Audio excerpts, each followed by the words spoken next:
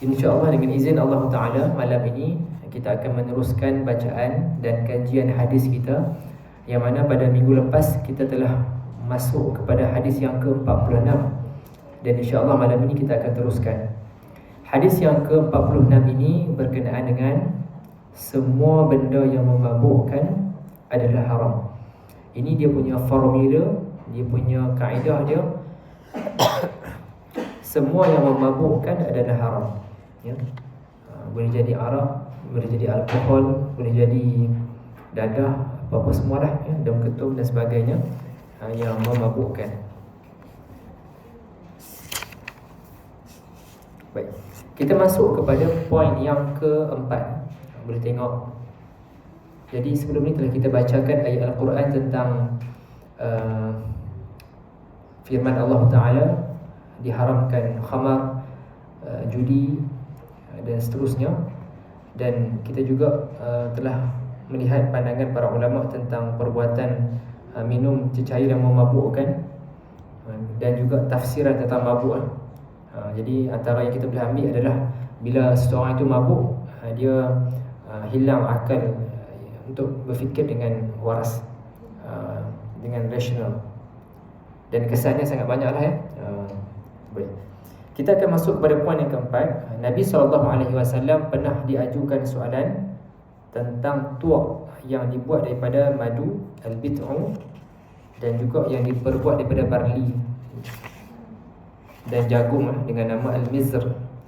Kemudian Nabi bertanya, jawapan ataupun respon Nabi kepada soalan tersebut, Nabi tanya balik, ya. Jadi ini antara pendekatan yang kita boleh ambil. Jika soalan itu ditanya kepada kita, kita cuba dapatkan penjelasan supaya kita dapat cover apa yang dikehendaki daripada soalan tersebut, ya. Clarification kepada soalan tersebut. Baik. Lalu baginda SAW bertanya, aw muskirun huwa? Qala na'am. Baik. Untuk tujuan faedah bahasa Arab, hamzah di depan itu ialah hamzah pertanyaan. A wa muskirun, adakah benda itu memabukkan? Muskirun dengan bermaksud memabukkan. Muskir. Jadi ini antara yang kena red flag lah. Jangan bagi nama kod dah kata nak bagi nama anak cucu kan muskir, jangan. Maksudnya memabukkan. Ini benda-benda nak bagi nama, jangan pakai sedap telinga saja, jangan. Kena semak bahasa yang digunakan dan maksud dia. Mohon maaf sebut, ada dalam kalangan kita yang bernama Rozana. Jangan panggil Zana. Zana itu bermaksud berzina, bahasa Arab. Jadi maksudnya sangat tak elok. Kalau nama dia Rozana, panggil Rozana penuh. Jangan sebut Zana. Zana tu fi'il madhi yang bermaksud telah berzina. Mohon maaf sebutlah, tak berapa cantik nak sebut, kan. Nama Rozana, sebut Rozana. Jangan sebut Zana sahaja. Dan berikutnya ada banyak lagi perkataan yang kita jangan jadikan nama lah. Semak dahulu. Muskir maksudnya memabukkan. Kesian lah, buah nama cucu memabukkan. Masya Allah. Jangan. Awa muskirun huwa? Nabi bertanya, adakah benda itu memabukkan? Dan dijawab, qala na'am. Ya. Baik. Ini antara jawapan lah. Na'am bermaksud ya. Qala Rasulullah SAW, kullu muskirin haram. Setiap yang memabukkan adalah haram, ya. Itu kaedah dia. Kullu muskirin haram. Koklah kita dah faham kata arak saja, alkohol saja haram, daun ketum boleh. Jangan macam tu. Inna 'ala Allahi 'azza wa jalla ahadan liman yashrabu al-muskira an yasqiyahu min tinatil khabal. Qalu ya Rasulullah wa ma tinatul khabal? Qala 'araqu ahli an-nar aw usaratu ahli an-nar. Baik. Nabi menyatakan semua yang memabukkan adalah haram. Okey. Allah Ta'ala menjanjikan sesiapa yang minum minuman yang memabukkan akan diberikan minum lumpur yang busuk. Ini balasan yang akan diberikan di akhirat nanti. Mereka akan diberikan minum lumpur yang busuk. Para sahabat bertanya, apakah lumpur busuk. Nabi menjawab, peluh penghuni neraka atau perahan air nanah dan darah dari penghuni neraka. Ini hadis yang dikeluarkan oleh Imam Muslim, nombor hadis 2002. Jadi sekali lagi, yang kita bacakan dalam minggu lepas dalam ayat ini, ayat surah Al-Maidah tersebut, apakah ungkapan dalam firman Allah Ta'ala digunakan ungkapan fajtanibuh, jauhkan, jangan dekatkan. Itu antara sikap dan pendekatan kita sebagai orang yang beriman yang diberikan panduan syariat Islam. Benda-benda yang haram, benda-benda yang tak elok ni kita jangan cuba dekati, kita cuba jauhkan. Jangan duk terfikir nak cuba sikit tak boleh, sikit pun tak boleh, dekat pun tak boleh. Jadi kita jauhkan. Baik. Okay, jadi itu benda yang memabukkan. Jadi kita masuk kepada poin yang kelima.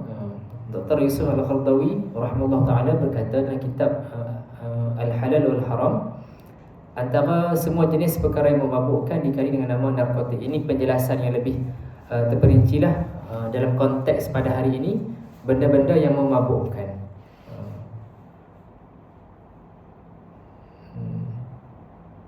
Semua itu akan memberikan kesan kepada fungsi normal akal.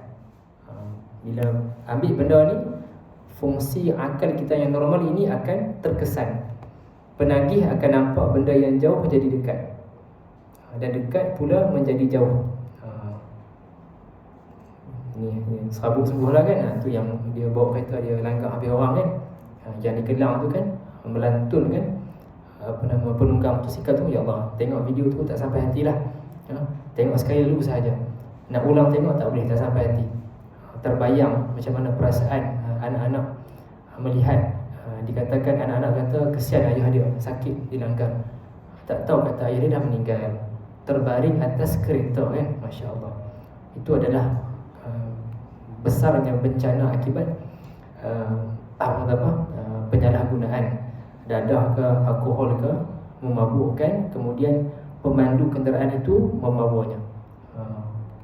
Bukan salah penunggang motosikal, memang jelas ya, pemandu kereta tersebut memang lalu lorong yang salah, langgar sampai melambung naik ke langit, jatuh dan jasadnya terus kaku di atas kenderaan yang satu lagi tu. Jadi sesuatu yang sangat membuka mata kita, Masya Allah ya. Kita perlu gerakkan sungguh-sungguh lah pada segenap peringkat untuk menjaga nyawa semua orang lah. Jangan disebabkan kelalaian ini tak ada nilai nyawa orang. Baik. Kemudian dia akan berkhayal terhadap satu kejadian, khayal sesuatu yang mustahil kejadiannya, dan tenggelam dalam mimpi dan lamunan. Inilah yang berlaku kepada para penagih. Baik.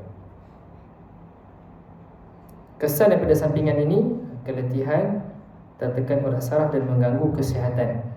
Sebab itu syariat Islam ni, tujuan utama syariat Islam ni kita nak menjaga akal kita. Sebab itu kita sangat mengharamkan perkara ini, pencegahan. Jadi untuk tujuan ni, mungkinlah para pegawai dan sahabat-sahabat kita di AADK, Agensi Anti Dadah Kebangsaan, mereka lebih mengetahui dah hal ini kan. Baik. Kita masuk pada poin yang ke-6. Dr. Yusuf Al-Khaldawi rahimahullah ta'ala juga mengatakan dalam kitab Al-Halal wal-Haram, atas pengharaman inilah para fuqaha memandang semua keburukan pada zaman mereka. Mungkin zaman dahulu benda yang memabukkan ini bentuk dia tertentu pada masa tersebut. Zaman berikutnya dalam form yang lain, dan zaman sekarang pun benda yang lain, yang berbeza. Jadi dia punya key point dia adalah benda yang memabukkan. Jadi pada zaman itu lagi memang dah para ulama telah nampak bahayanya benda-benda yang memabukkan, yang akan menghilangkan kewarasan akal dan menghilangkan ketenangan jiwa. Baik. Aplikasi dalam kehidupan ni kita tengok jadi kita kena elakkan semua benda yang memabukkan, bentuk makanan, bentuk minuman yang boleh mudaratkan dan menghilangkan waras akal kita. Dan di sini disenaraikanlah apa yang telah dibincangkan oleh Muzakarah Jawatan Kuasa Fatwa Majlis Kebangsaan, dan disenaraikanlah penyalahgunaan dadah, syabu dan seumpamanya lah ya. Semualah yang terlibat, tanam, proses, milik, menjual, mengedar. Mudah-mudahan Allah Ta'ala memelihara kita dan generasi kita daripada terlibat daripada benda-benda macam ni lah. Baik, jelas ya? Mudah-mudahan jelas berkenaan dengan benda yang memabukkan ini adalah haram. Kullu muskirin haram. Baik. Tambahan ilmu bahasa Arab juga lah. Baik. Tengok kalimah kullu muskirin. Kullu muskirin. Tengok kalimah muskirin. Muskirin itu dibaca dengan baris bawah. Muskirin. Kullu muskirin. Kaedah bahasa Arabnya, kalimah yang datang selepas kullu lazimnya di bawah, dibariskan dengan baris bawah. Dia akan jadi majrur. Kullu muskirin, kullu sanatin, kullu bid'atin. Dia semua dibariskan bawah, ya, kullu. Itu tambahan bahasa Arab, ilmu bahasa Arab. Baik, insya-Allah kita masuk kepada hadis yang berikutnya, hadis yang ke-47. Nampak baca laju sikit lah. Kita ada berapa hadis ni? Dah nak khatam dah ni. Nanti insya-Allah kita akan tanya dekat pengurusan kita. Nanti macam mana kita dah habis kitab ni, nak buat exam ke macam mana? Kita buat exam lah. Malam tu semua mai, kita bagi kertas soalan. Tengok lulus ke tak. Soalan objektif ke soalan subjektif? Esei ke macam mana? Tengok. Nak tanya test lah, main selama ni dengar ke tak dengar ke. Oh, kita tahu faham ke tak. Semua dah takut dah ni. Tak apa, kita takkan beritahu tarikh exam tu bila, kita buat surprise. Jadi kita akan masuk kepada hadis yang 47, 48, 49, 50. Nombor last sekali 50. Dah dekat lah dengan exam kita ni. Jadi bolehlah buat ulang kaji supaya faham. Baik, hadis yang ke-47 tentang adab makan. Baik, insya-Allah kita tengok apa panduan yang Nabi telah bagi kepada kita untuk jaga makan minum kita. Baik, insya-Allah. Daripada Sayyidina Miqdam bin Ma'di Karib radhiyallahu anhu, beliau berkata, aku mendengar Rasulullah sallallahu alaihi wasallam bersabda. Baik. Ma mala'a adamiyun wi'a'an syarran min batnin bihasbi ibni adam akalat yuqimna sulbahu fa in kana la mahalata fa thuluthun li ta'imih li ta'ami wa thuluthun li syarabihi wa thuluthun li nafasih. Baik, maksud dia, tidaklah seorang anak Adam memenuhi satu tempat yang lebih teruk daripada memenuhi perutnya. Cukuplah bagi anak Adam makan yang boleh menegakkan tulang belakangnya, yakni memberikan tenaga, ya. Jika boleh lebih dari itu, maka sepertiga untuk makanannya, sepertiga untuk minumannya, dan sepertiga untuk nafasnya.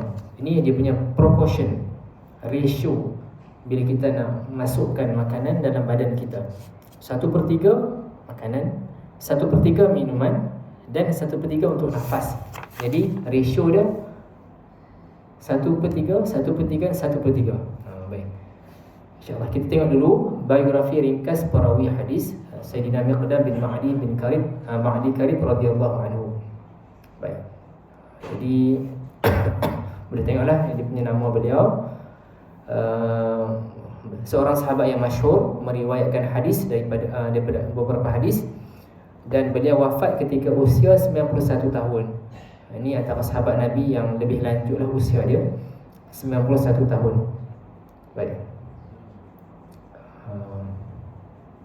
Dan apa yang indahnya, tengok di sini beliau menyatakan, maksudnya Allah, bahkan sesungguhnya aku melihatnya, dan ketika itu aku sedang berjalan dan bapa saudaraku.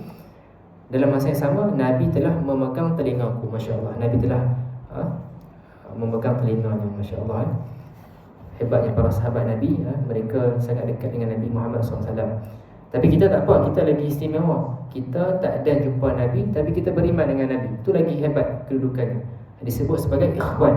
Ikhwan kepada Nabi, iaitulah kita yang beriman pada zaman selepas Nabi, kita tak berjumpa dengan Nabi, tapi kita beriman dengan Nabi Muhammad SAW. InsyaAllah nanti kita akan jumpa dengan Nabi kita. Dan tempat pertama yang kita akan jumpa Nabi kita ialah di telaga Nabi Muhammad SAW. Kita mengharapkan kita nanti bila dibangkitkan daripada kubur nanti, kita akan bergerak ke mahsyar dan kita akan berjumpa dengan Nabi di telaga Nabi. Masya Allah. Para ulama mengajarkan, kita mengharapkan kita akan dilayan oleh Nabi.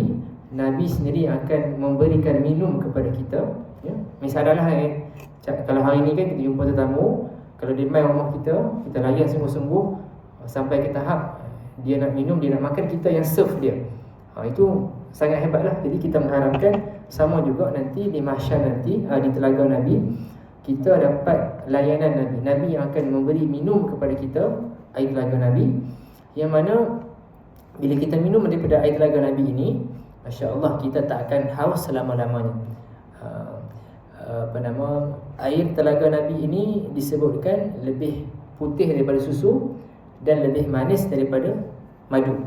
Masya Allah. Harap-harap kita dapat berjumpa dengan Nabi di sana, Masya Allah. Baik, teruskan keistimewaan hadis. Imam Ibnu Rajab Al-Hambali menyatakan, komentar beliau menyatakan, ini adalah asas yang menghimpunkan asas-asas perubatan.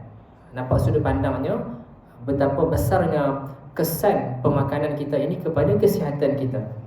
Dan di sini dibawa riwayat tentang seorang tabib menyatakan, membaca hadis ini dalam kitab Abi Khaitamah, beliau berkata, sekiranya manusia menjadikan ucapan ini sebagai panduan, maka selamatlah mereka dari penyakit dan kedai-kedai farmasi.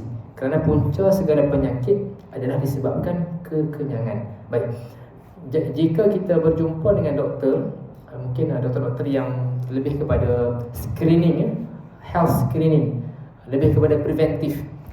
Bila dia cek darah kita, glukos, kolesterol, tekanan darah dan seumpamanya, bila kita tanya feedback dekat dia, macam mana ni nak buat. Jadi antara nasihat yang dibawa, kita guna kaedah Pareto rule, 80-20. Dalam banyak benda ini, dia ada weightage yang berbeza. Misalnya untuk kesihatan kita, daripada kita duduk sibuk nak buat senaman, hari ini nak senaman apa, esok nak senaman apa, esok nak kayuh basikal dekat Putrajaya, lusa nak kayuh basikal dekat Port Dickson. Bukan sibuk macam tu. Bukannya kita sibuk, hari ini kita nak jogging 15 km, esok lusa kita nak jogging 20 km. Bukan. Dia yang lebih berat, weightage untuk kita jaga kesihatan adalah kita observe apa yang kita bawa masuk dalam badan kita. Itu yang lebih utama. Kesianlah kalau orang tu dia bersungguh-sungguh, dia atlet, pantang ada maraton apa ke, semua dia masuk, dia lari sungguh, pinggat dia penuh dalam bilik dia tu. Istilah dia, kalau gantung kat pintu tu boleh reban pintu dia. Medal tu banyak sangat dah dia dapat. Kan, dia masuk maraton sana, dia masuk maraton sini, tapi makanan dia tak jaga.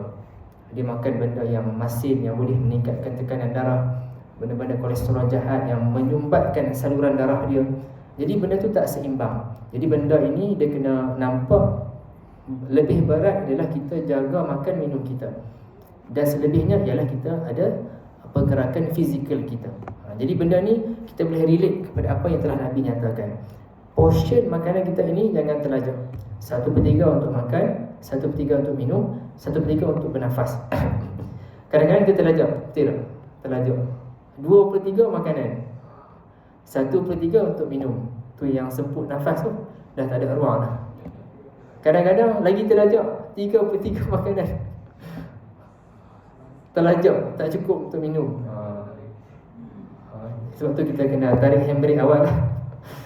Kan? Jadi ini panduan yang cantik yang Nabi dah ajarkan kepada kita. Memanglah makan ni nikmat yang sangat kita tiap-tiap hari ada kan. Setengah international mungkin expatriate yang ada pengalaman duduk di negara lain dan main duduk kat Malaysia, dia berkata Malaysia ni antara heaven untuk makanan. Yalah, kedai makan buka hampir 24 jam kan, tak ada had untuk berhenti makan. Okey, baik.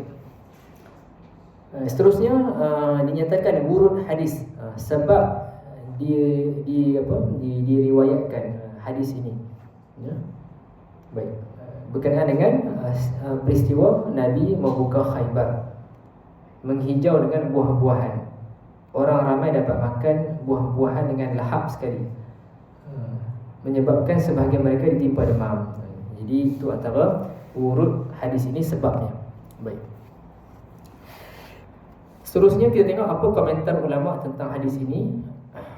Pertama, pakar perubatan Arab menyatakan mengisi perut secara berlebihan menyebabkan punca penyakit, punca utama.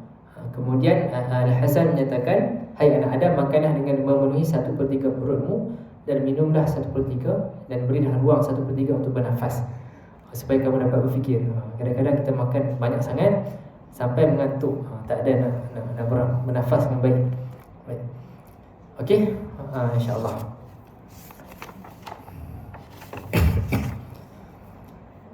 Kita masuk kepada panduan Nabi dan faedah hadis. Yang pertama, Sayyidina Umar Al-Khattab menyatakan, saya nak baca ni pun tak tergamak nak baca ni, dekat dengan kita tiap hari kita buat, tapi tak apalah, kita baca untuk ambil faedah. Sayyidina Umar Al-Khattab berkata, jauhkanlah perbuatan membesarkan perut, yakni makan banyak. Sesungguhnya ia akan memudaratkan jasad, datang penyakit, malas dalam solat. Sebab tu kadang-kadang bila bulan puasa tu kita dinasihatkan jangan balun banyak-banyak sangat bila buka puasa, sebab nanti bila tarawih kita tak larat.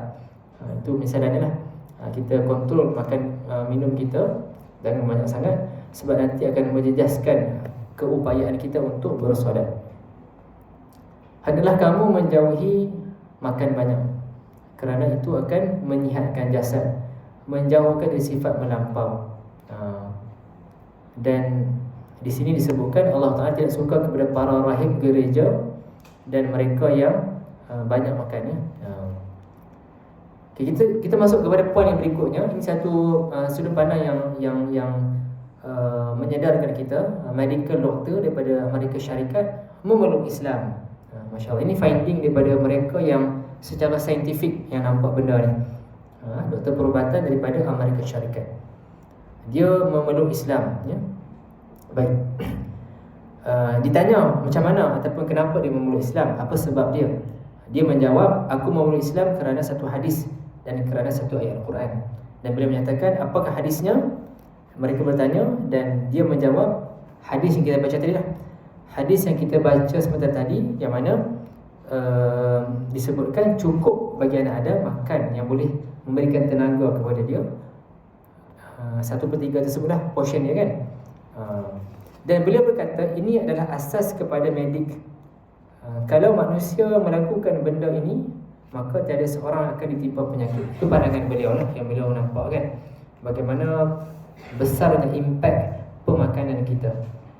Sebab itu dari sudut strategi kesihatan, public health, daripada kita duk sibuk nak lahirkan ramai pakar bedah jantung, doktor-doktor yang akan merawat sakit kencing manis, darah tinggi dan seumpamanya, kita duk fikir nak cari farmasis yang banyak, nak sediakan ubat-ubatan kepada sakit jantung, sakit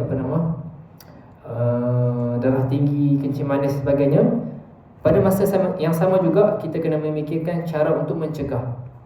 Tak boleh nampak satu sudut nak merawat sahaja, bahkan kita kena fikirkan macam mana nak mencegah. Dan inilah kita boleh relatekan kepada apa yang telah dinyatakan oleh Dr. Perubatan tadi, yang mana beliau masuk Islam kerana hadis Nabi yang menyatakan portion untuk kita makan tersebut, yang menjadi basis kepada perubatan. Baik. Poin yang ketiga, hadis ini mengajar kita bersederhana dalam makan minum. Okay.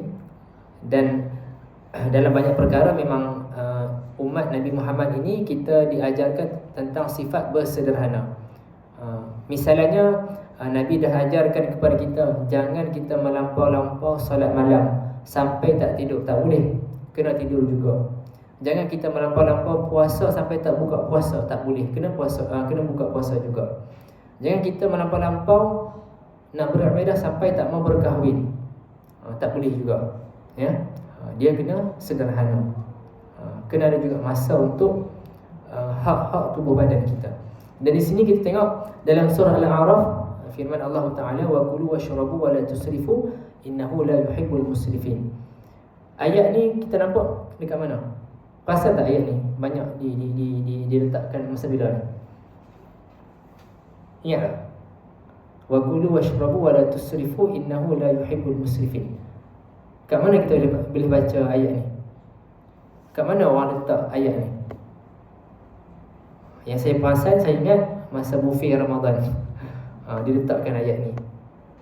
Boleh nak ambil, kan ada package RM50, RM100. Tapi Alhamdulillah diingatkan juga boleh nak ambil tapi jangan bazirkan, ya. Bagus. Pengendali hotel tu ada kesedaran Islam. Diingatkan tetamu untuk jangan membazir.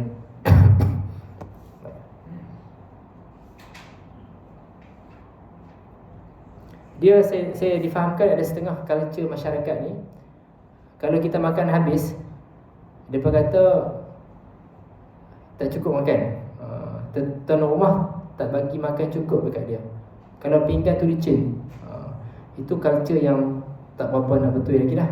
Sebab kita makan habis tu sebab tak nak bazir kan. Sebab tu setengah culture depa kata memang depa deliberately akan tinggalkan beberapa baki makanan. Sebab dia tak nak memalukan tuan rumah. Kalau dia habiskan, dia kata culture mereka, kalau pinggan tu licin, tuan rumah ni kedekut.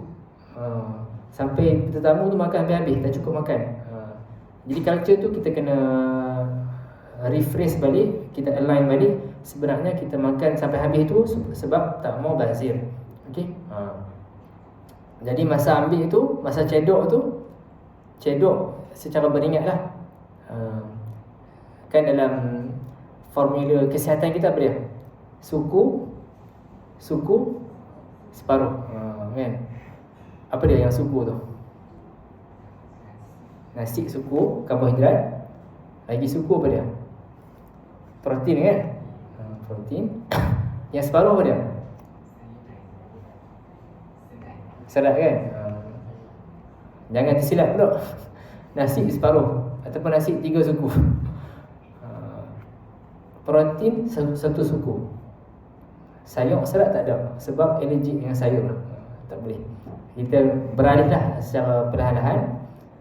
Saya perasan benda ni bila pergi dekat kedai makan, waktu tengah hari, pekerja kedai makan tanya, nak nasi separuh ke nasi biasa? Alhamdulillah lah, bila kita beratur kan, pembeli lain pakat pilih separuh, kita pun segan lah nak lebih penuh kan. Jadi culture kan, culture. Bila kawan-kawan ambil separuh, kita pun ambil separuh lah. Segan lah kalau kita ambil penuh kan. Sebab nasi ni dia punca glukos yang banyak. Sebab beberapa kawan-kawan kita yang berjaya mengurangkan berat badan, antaranya ialah mereka strict jaga pengambilan nasi. Atau kes yang memang real yang berlaku yang saya tahu, berjaya menurunkan 50 kg dalam masa 6 bulan setelah dia strict dalam penjagaan nasi dia. Dia ambil dalam portion yang sepatutnya. Sampai ke tahap jiran tanya dekat mak dia, siapa dia ni? Sampai jiran pun tak kenal. Dia kata itu anak saya lah. Dia dah kurus dah. Sampai ke tahap jiran pun terkejut.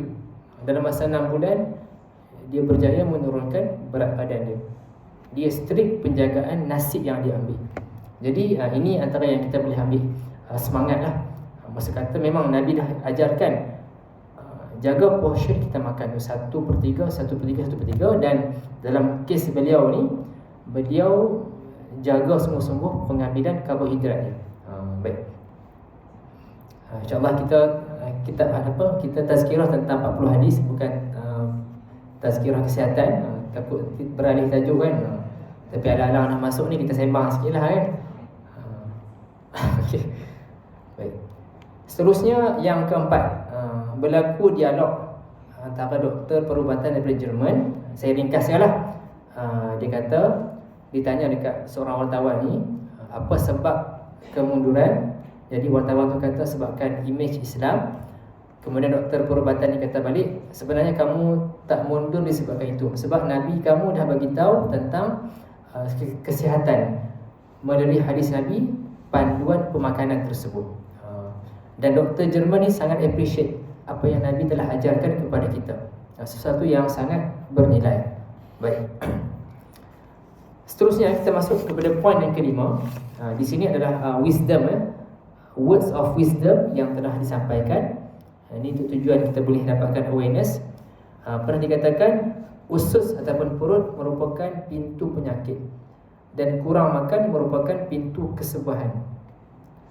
Sebab tu dalam bulan puasa yang lepas kita terbacalah ada perkongsian tentang sudut saintifik, yang mana saintis Jepun buat penemuan istilah autophagy, lebih kurang macam itulah, yang mana bila kita tak makan, dia akan start attack sel-sel yang mati ataupun sel-sel yang jahat. Itu adalah kesan kebaikan bila kita berlapar dalam tempoh masa tertentu. Baik. Yang seterusnya, kami adalah satu kaum yang tak makan kecuali lapar, dan apabila kami makan tak terlalu kenyang. Dia istilah Kedah dia apa dia? Pedo lah, pedo. Kalau pernah dengar istilah dia pedo, kita kontrol lah. Baik. Sesungguhnya akan berlaku di kebanyakan hospital barat yang akan praktikkan fasting sebagai cara pelaksanaan untuk mengurangkan pesakit, kerana mereka nampak value berpuasa tersebut. Baik, yang seterusnya, Uthman bin Zaidah berkata, Sufyan As-Sawri bin Sawri menulis surat kepadaku menyatakan, kalau kamu nak badan kamu sihat dan sikit tidurmu, maka hendaklah kamu kurangkan makan. Itu apa yang dikatakan relation makan dengan kesihatan serta kualiti tidur. Siapa yang mahu diberikan cahaya pada hatinya, maka kuranglah makan. Risau ni lagi tak laku belum kita lagi. Jangan salah faham lah, kita takut bazir pula kan. Malam ni kita makan sungguh-sungguh. Takut nanti rezeki dah udah makan lagi tak laku pula kan. Bukan saya nak menakutkan. Malam ni makan macam biasa. Cumanya ambil pengajar secara umum lah kan. Satgi habis lah rezeki buat report kata malam ni makan banyak tak habis. Sebab hadis 40 cerita pasal makan. Jangan salah siap, jangan salah faham kan. Malam ni makan seperti biasa, jangan cemas. Cumanya panduan ni kita ambil untuk masa akan datang. Okey. Baik. Insya-Allah. Al-mu'min ya'kulu fi mi'an wahid wal kafiru ya'kulu fi sab'atin am'a. Orang mukmin makan dengan satu perut dan orang kafir makan dengan 7 perut. Yang ini kita boleh nampak sebagai gambaran lah. Kita berjaga-jaga tentang makan minum kita. Kan setengah ni kita pernah dengar kan, kalau kita baca doa kan, syaitan akan makan. Itu lebih kepada barakah makanan kita lah. Baik. Rasa macam penat pula kan cerita pasal makanan ni kan. Takut nanti kita hilang selera kan. Takutlah pula kan. Tak apalah, kita berhenti sampai sini kot. Okay.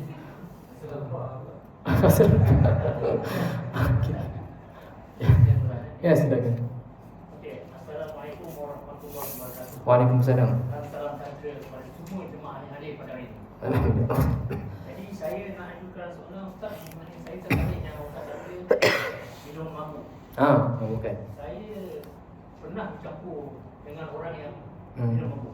Tapi jangan salah faham dengan cerita saya. Okey. Saya dulu dalam masa tentera udara. Saya sebagai pengusi hiburan. Hiburan. Saya mencari penyanyi, seorang penyanyi. Kena menyanyi sekali. Satu lagu, 2 lagu. Tak nak dengar kat sana ni. Seranum sekali boleh tak? Boleh. Kita berbincang dulu. Jadi saya kata, saya nak tanya dulu sebelum tu, apa hukum dan mudaratnya kita bercampur orang mabuk tapi saya tak mabuk, saya tak minum. Tapi di atas arahan pegawai pemerintah, cek di Wisma Bintara, untuk lepaskanlah yang Wisma Bintara untuk pegawai atas sana. Jadi bila dia masuk jadi pengurusi hiburan, saya kena campurlah orang mabuk dengan menari sekali kan. Tapi saya tak minum dan tak menari. Sampai pemerintah tegur saya. Kenapa dia tu? Kalau Cik Arif tak mau, dia kata Cik Arif tak mau minum mabuk, buat surat ni atas nama tuan aku. Saya kata kalau saya tak buat surat, apa tuan nak tindakan dia? Saya tak minum pangkat awak dia. saya takut lah. Jadi dengan adanya contoh yang apa hukum dan mudaratnya kita bercampur dengan orang mabuk. Orang mabuk ni mudaratnya. Sedangkan minuman tu boleh mabuk kita kan. Saya bercampur je. Terpaksa pergi kat Wisma Utara, duduk di sana dan sebagai pengurusi hiburan saya terpaksa bercampur dengan dia, mengenal dia orang satu-satu tu kan. Baik. Jadi dia tak ada masalah. Yang menyanyi tu saya tak boleh nyanyi. Dia kata dia orang panjang pula dan saya nyanyi, saya tak boleh nyanyi. Jadi saya di sana saya kena nyanyi. Baik. Jadi pertamanya alhamdulillah Allah Taala telah rezekikan kepada Haji Arif terselamatlah yang terpelihara kan. Betul, alhamdulillah Allah Taala telah selamatkan Haji Arif. Saya tak duit. Saya pun saya duduk saya. Betul. Baik. Cumanya mungkin dalam konteks ketenteraan ni saya tak ada pengalaman. Mungkin realitinya berbeza dan kita pun dah dimaklumkan banyak usaha pembaikan lah. Sebab tu ada core agama Angkatan Tentera kan. Yang mana kagak kan, yang mana pendekatan yang lebih berhikmah yang diambil. Cumanya secara konsep asasnya adalah kita kalau dalam situasi yang biasa lah, bukan sebab situasi bertugas tu kan. Kalau situasi biasa ni kita dianjurkan untuk jangan dekati dengan situasi tersebut. Takut-takut kita terjebak buat. Tapi dalam situasi Haji Arif tadi tu mungkin berbeza lah sebab tugasan dan sebagainya. Cumanya dalam konteks yang luar yang biasa ni, kita cuba jangan dekatlah, takut kita terbuat. Kok-koklah kawan tu tiba-tiba paksa kita untuk minum ke, kita terminum ke, jadi kita tak maulah. Jadi kita ambil pendekatan untuk menjauhkan diri lah, untuk selamatkan diri. Itu antara yang saya boleh sampaikan lah. Baik. Okey, insyaAllah. Sama-sama, insyaAllah. Ya. Jadi macam mana? Semua dah muram. Takut nak makan. Janganlah saya rasa bersadar pula kan malam ni kan. Ya? Betul lah. Tak apalah, sekali lalu saja kan. Jangan sampai terhilang selera makan malam ni. InsyaAllah kita jumpa lagi pada sesi akan datang. Dah masuk Isyak lah Pedomi. Lagi 9 minit lagi. Jadi saya mohon maaf salah silap. InsyaAllah kita jumpa lagi pada minggu depan. InsyaAllah. Hadza billahi taufiq wal hidayah. Assalamualaikum warahmatullahi wabarakatuh.